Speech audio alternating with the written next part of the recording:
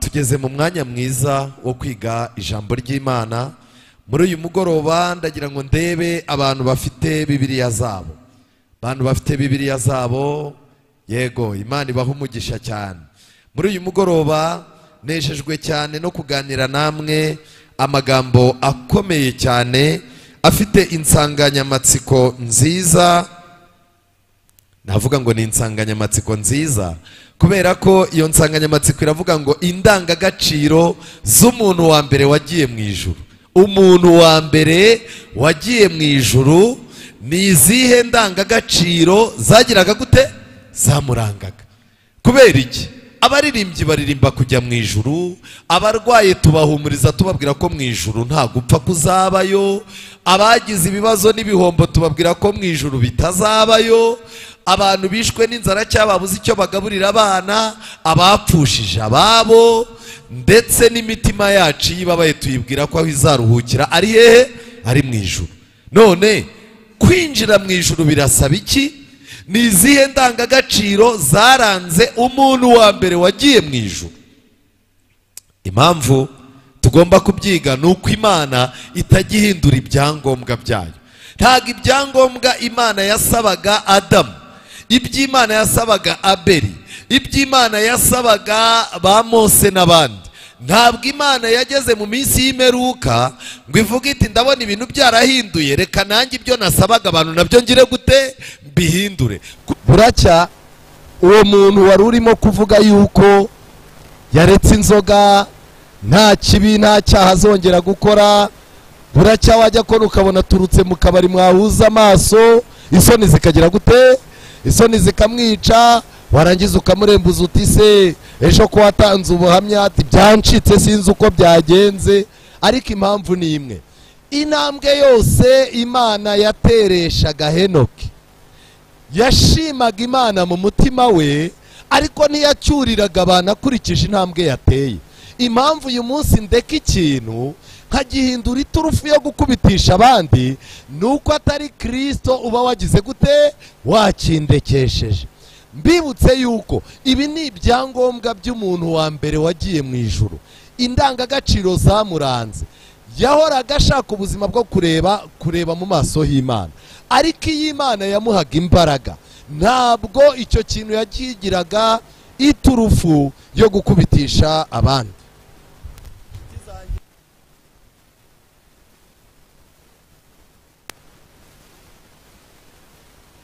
Yarushagaho komatana n'Imana, niko yarushagaho kubona intege nke ze no kumva ko ari mubi bikabije. Buriya mu byangombwa biranga abantu bazajya mu ijuru harimo no ko uko umuntu agenda yomatana n'Imana ariko agenda arushaho kubona intege nke ze. Niba ari uko bimeze rero, abantu bicaye hano benshi turi abakandida b'ubwami bw'Imana. Kubera iki? Icyo Yesu yapfuye n'abafarisayo barazaga bakareba Yesu imico ye bakayigera ku bukiranutsi bahimbye, bagahita basanga na Yesu ubwe nawe ubwe atagira gute? Atakiranuka. Noneho rero abigishwa be bahoraga babafatira mu masituwasiyo. Umunsi umwe babasanze barimo kurya amahundo ku isabato, baranje bati ya baba bati saba ngaba si shebuja, bose ni iki? Bose ni kimwe. Noneho rero bo ngo bari bazi ko bagira gute? Bakiranuka.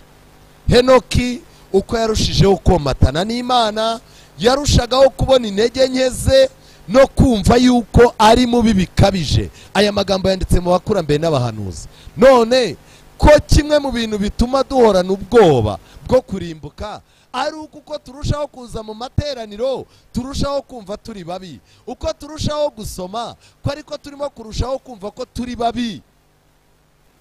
None wabireka tukagenda tukisinzirira n'ubundi Imana kwiza abazajya mu ijuru n'abatazajyayo? Mwagiye mwumva abantu bafite imitekerereze nk'iyo?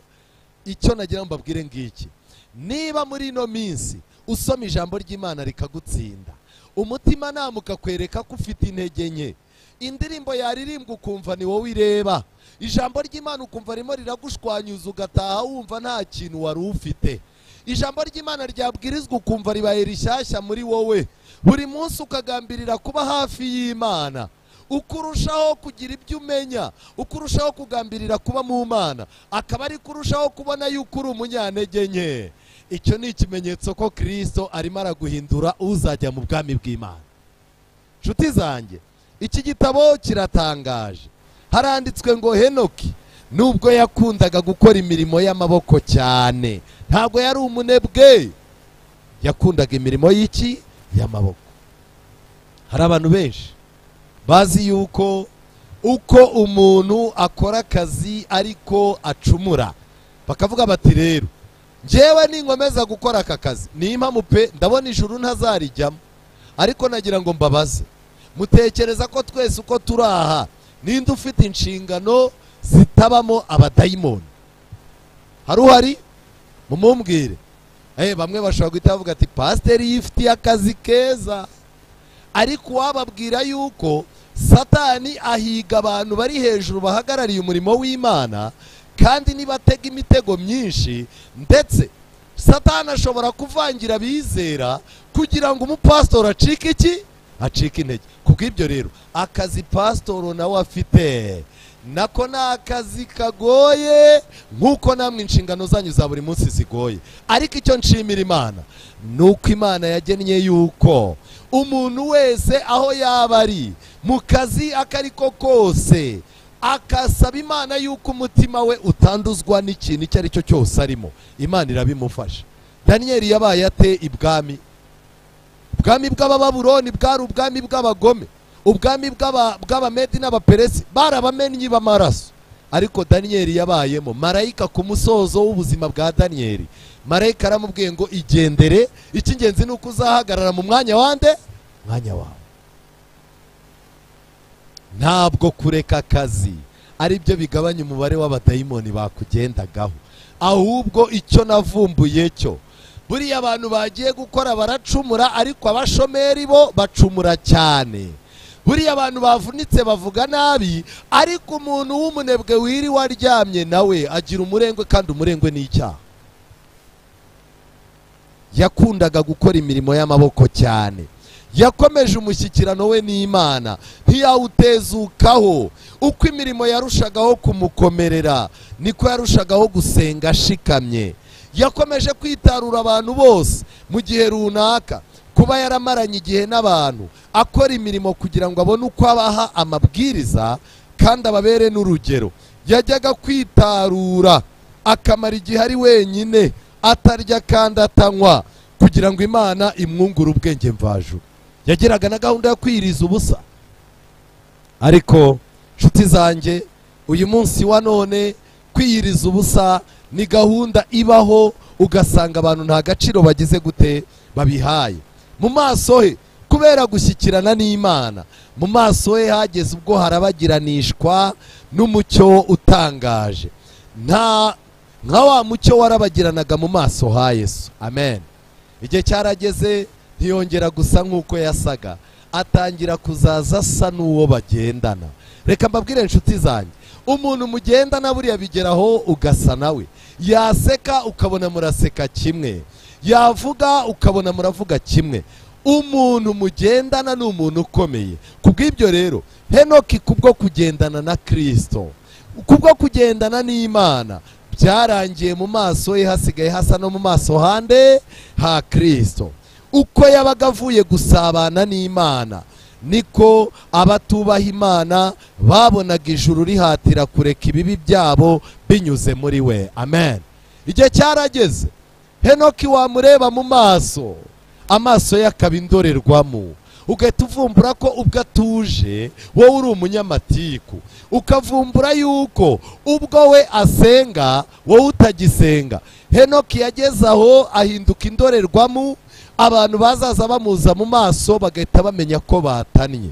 Igihe Mose yamanukaga umusozi avuye kwakira amategeko, abasomyi ba Bibiliya mwese murabizi, Abisirayeli baramubwiye batumva, bose baramuhunga, ngo noneho Mose ayoberwa icyabaye. Aho arebye bagahunga bakiruka, aho arebye bagahunga bakiruka. Mu gitabo cy'abakurambere n'abahanuzi baravuga ngo Mose yagiye kubona umugabo umwe w'igiharamagara, agize gutya mutunze urutoki mu maso. Amaze kumutunga urutoki mu maso, amwereka isiri yuko Mose akwiriye kwitwikira. Nibwo Mose yamenye ko ubwiza bw'Imana yabanye nayo ku musozi bwamwinjiyemo ku buryo abandura beza. Nshuti zanjye, yari yararunduriye umutima we ku butunzi budashira. Yararangamiye umurwa wo mu ijuru. Yari yarabonye umwami mu ikuzo rye hagati muri Siyoni. Umutima we, ibitekerezo bye n'ibiganiro bye, ibintu bitatu bituranga, ibyo byo byiberaga mu ijuru. Abakurambere n'abantu zipaje ya 50. Umutima we, ibitekerezo bye n'ibiganiro bye byiberaga mu ijuru. Buriya nubona umuntu umuhuye ari umukirisitu, ukabona murimo muraganira ibintu by'intambara zo muri Ukraine, ukumva ko bw'ibishyimbo ko byapanze, amigisho mwize ntagire icyo yakubwiraho, ntakubwira icyo Imana yakoze, ntakubwira amagambo y'Imana amuhumurije muri iyo minsi, uzamenye ko yakonoje.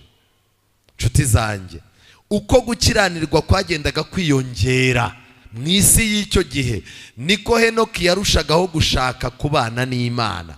Ubwo yari akiri mu isi, binyuze mu kwizera, ubundi we yiberaga mu bwami bw'umucyo.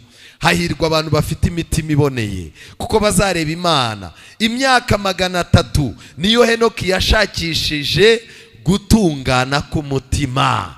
300? 300. None abantu b'iki gihe barashaka gutungana ku munsi umwe. Umuntu aragenda akikingirana ahantu mu butayu. Mana, mfite ikigeragezo cy'ubusambanyi, mfite ikintu kiba muri njyewe cyo kurobanura abantu ku moko, kandi Mana urabona ndi n'umugome kandi ndaniba, ariko Mana niba mu ijuru uriho kandi ukabubaho, mpaguruka ahangaha ibi bintu mbiretse, kandi numve ijuru rimbwiye yuko mpindutse umukiranutsi. Hari abantu benshi bafite ikibazo cy'uko icyumweru cy'amasengesho bagennye babwira Imana yuko kigomba kurangira bakize. Uyu mugabo buri munsi, uko umunsi wose ukeye, uyu mugabo yahoraga yumva Imana ariyo atezeho amakiriro. Kandi ikindi kintu gikomeye, imyaka 300 yose yashakishije gutungana k'umutima kugira ngo ashobore kugendana n'ijuru. Mu myaka 300 Henoki yagendanye n'Imana, umunsi ku wundi yifuzaga kuba hafi y'iki? Y'Imana. Ikindi, umubano we n'Imana warushagaho kugenda ukomera buhoro buhoro. Uwo mushyikirano uragira gute? Urakura. Kubana n'Imana, Imana iguhindura mu buryo wowe utumva, utazi, ariko yo ibifite ibintu irimo gukora. Icyabaye ni iki rero? Kugeza ubwo Imana yamwijyaniye. Umunsi umwe ahagaze ku rugabano rw'umudugudu uhoraho, yarashigaje gusa intambwe ngo yinjire mu rurembo. Noneho inzugi zarikinguye. Urugendo yagendanye n'Imana igihe kirekire ku isi rwarakomeje, maze anyura mu marembo y'umurwa wera. Niwe muntu wa mbere winjiyeyo. Amen. Abamarayika baje kumusura bamuganiriza amagambo y'Imana, ababwira experience amaze kugira mu rugendo rwe rwo kwihana. Abamarayika baramushima, bagenda batera intambwe, agera ahantu arababwira ati reka ngarukira, abatereka da, ubu urabura intambwe imwe ngo winjire mu bwami bw'Imana. Iyo ntambwe nta yindi, yakinguriwe amarembo, iyo ntambwe arayitera yinjira mu bwami bw'Imana. Uyu muntu mukurikije uko yabayeho, murabona hari aho atandukaniye natwe. Kwizera niko kwatumye Henoki yimurirwa he? Mu ijuru. Kandi kwizera kuracyari mu isi, kubera ko Yesu niwe twizera. Imbaraga ye, ububasha bwe, agakiza ke karacyari hano mu isi. Ndagira ngo mbabwire inshuti zanjye, uru rugendo turimo rw'intege nke, guhora uyu munsi ubyuka ejo ukagwa, ntibizaguca intege. Urugendo rwo kubana n'Imana ni urugendo rw'imyaka yose y'ubuzima bwawe.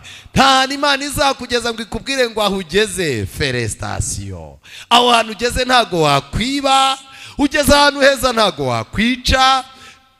uri umubwiriza mwiza ntago wasambana nkurikije ibintu wasomye. Ntago Imana ishobora kukubwira ngo uri umudiyakonikazi mwiza w'umukobwa, urwego ugezeho nta muntu wagufata ku ngufu. Hoya, Imana yashimye yuko tuyikenera nk'uko umutima ugira gute utera. None se ukurikije uyu mugoroba w'isi turimo, isi yuzuye akavuyo, ubusambanyi, ubugome, ubuhemu, gukora ibyaha ku mugaragaro.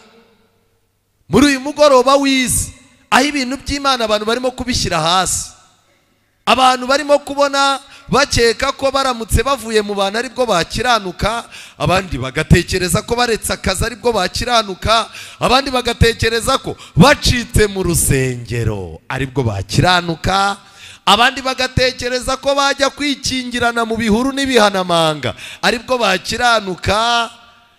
Dukora iki kugira ngo tumere nka Enoki? Twihutira umusozo. Igitabo cyitwa Ibibaho mu minsi y'imperuka bagiye kutugira inama. Ndabizi neza ko nawe uri ku rugamba rukomeye, umutimanama wawe ntutuje, utsinda kimwe icyaha ukagwa mu kindi. Ujya wibaza niba hari umunsi uzabaho ku buryo kunesha muri wowe kuzaba gufatika. Ujya wicara ukibaza utari komana, niba aba bagabo ba Daniyeli na ba Henoki baragize amahirwe bakanesha, ubu njyewe nzabasha kunesha nte? Umuhanuzi umwe muri Bibiliya yaravuze ngo mu bazima tumeze nk'intumbi. Ariko reka mbabwire, Imana nayo iratangaje ngo mu bitangaza bitatu tuzabona mu ijuru. Igitangaza cya mbere ni ukubona ubuze y'umuntu wari wararihaye. Hari ukuntu ijuru twicara ukariha umuntu, umva ni impamo rwose.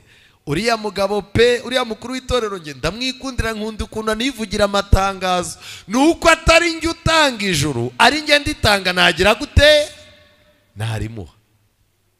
Ni impamo y'umubwiriza pe, ariko baduha umupasitoro mwiza.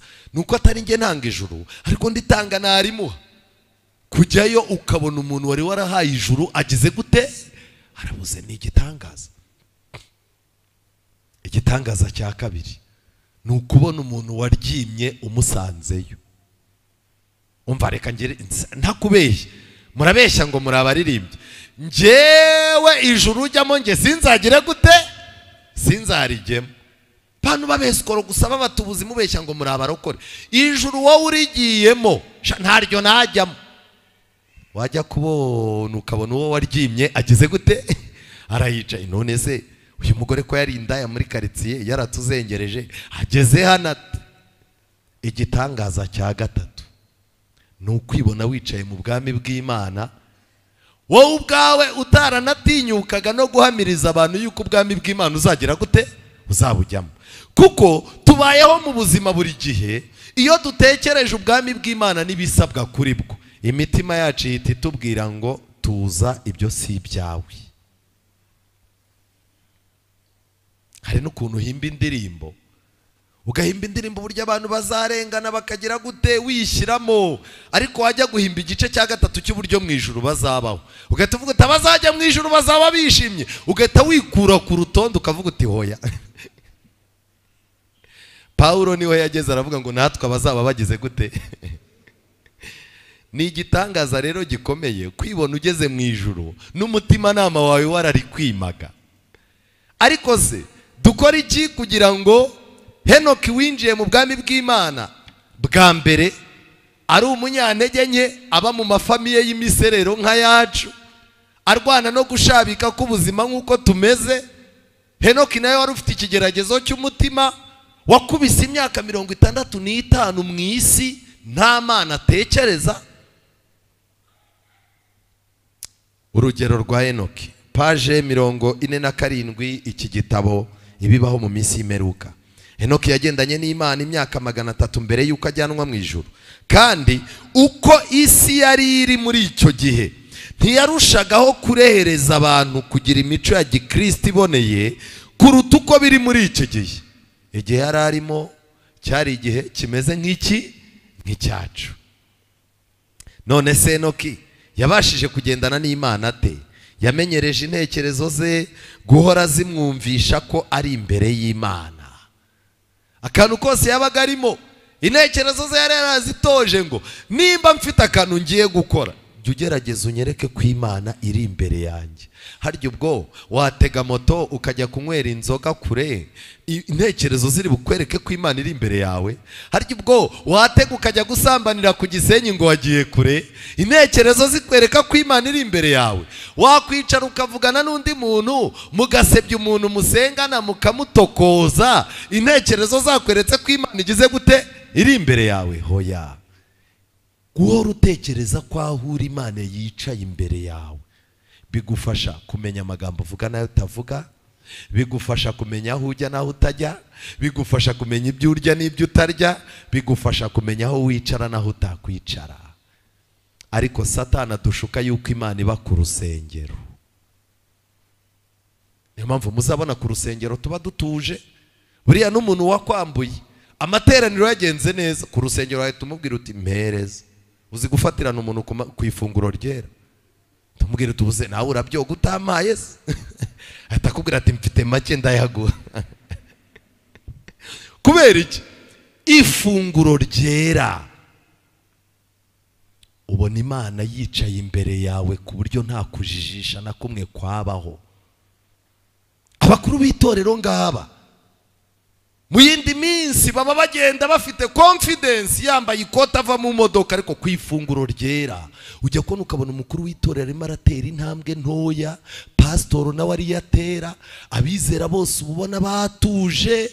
Uri ku buhanga bw'ibyuma muzumve wa muziki na bya bintu bidunda biba byashizemo. Kubera iki? Ifunguro ryera rimanura Imana tukumva iri imbere yacu. Niko twakagombye kubaho buri munsi. Uyu mugabo yamenyereje intekerezo ze guhora zimwumvisha ko Imana ari imbere y'Imana, kandi igihe yabaga ageze mu bimukomereye amasengesho ye yarazamukaga. Amen.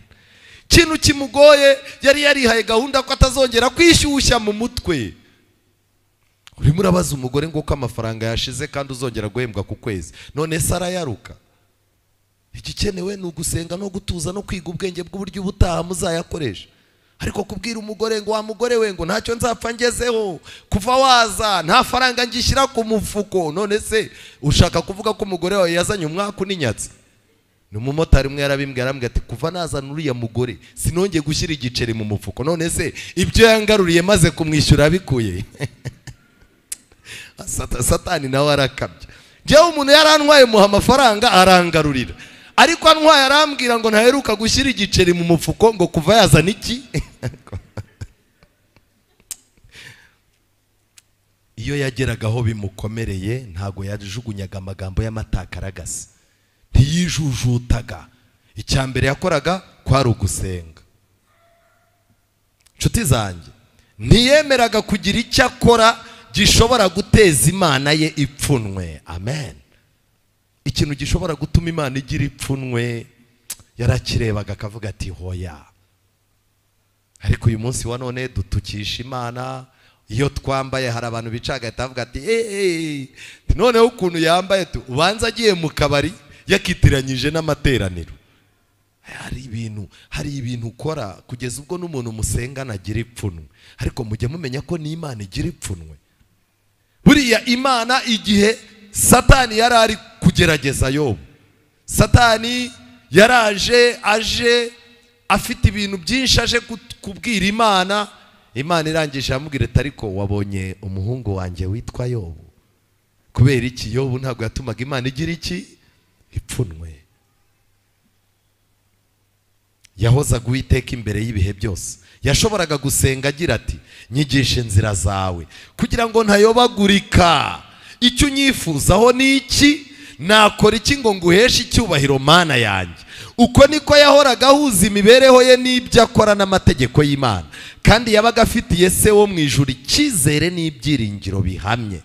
Enoki rero ahagarariye abazaba bari ku isi ubwo Kristo azaba agize gute? Agarutse. Bazahindurwa bakajyanwa mu ijuru batabonye urupfu. Ubu rero abantu bazajya mu ijuru barimo barabaho nk'uko Henoki yaragize gute yarabayeho. Niba ufite imibereho inyuranyije n'iya Henoki ntago bizoroha. Hasi baranditse ngo Henoki yahuraga n'ibishuko nkatwe. Mu gihe cye hari abantu bambara ubusa, hari abasinzi, kuko tubona yuko kwangirika ko mu gihe cya Nowa kwatangiye mu gihe cya Henoki. Amatiku no kurwanira amasambu n'ibiki byari biriho. Twemerere tugendane nawe. Abanzi batugose ni benshi. Satani, imbaraga y'abadayimoni, abakorerwamo n'imyuka mibi bahora batatwifuriza ibyiza, ariko uri Imana nitugendana nawe nta kibazo tuzagira. Muri iri teraniro habonetse abana bawe bahagurutse bateye intambwe batsindiwe imbere yawe nk'uko natwe dutsinzwe. Bamanitse amaboko yuko bajyaga bagwa mu ntege nkeya, bavumbuye ibanga ko ari wowe banga ry'ubuzima. Ngwino babere kubaho ndakwingenza. Ngwino biyereke kuko bahaye agaciro ijambo ryawe. Ngwino ubahe kubana nawe ko bagize amahirwe yo kumva uburemere bw'amategeko yawe. Kandi tubasabiye yuko iminsi yabo ya nyuma yazaba myiza, kugira ngo babane neza n'abamarayika babarinda. Ijambo ryawe rikomeze rigira imbaraga. Dore wadutegura icyo twiga, ni nawe uzatwigisha ejo. Urarika abana bawe, kandi Mwami Uwiteka udukundisha ibi bihe byiza. Dusabiye umugisha abantu bakurikiranye amateraniro bare online. Mwuka wera abahe kwihana nyakuri, kandi ku musozo wa byose reka ubwo twari ku musozi wawe tukabana nawe, abantu batugeraho mu maso bakubonemo. Duhe ubwiza bwawe, duhe ishusho yawe. Mwami Uwiteka, twagiye dusa n'ibyaha twirirwa twigaraguramo, ariko igihe kirageze ngo wubahirize umwana wawe. Dusiga ubwiza bwawe. Ubwo bwiza Mwami Uwiteka bari bwo butuma abantu batugeraho bamenya ko mu ijuru hari Imana. Udusezeresha umugisha wawe, ikiganza cyawe kibane natwe. Kuva uyu munsi dusezeranye yuko intambwe y'akazi, intambwe yo kurambagiza, intambwe yo gufata umwanzuro mu rugo, intambwe yo kugira ihame ryose dufatira umwanzuro, intambwe yo guhitamo aho tuzasengera, intambwe yo gutera imbere uko ariko kose tutazigera tuyitera tutayiteranye nawe, tubisabye twizeye mu izina rya Yesu, amen.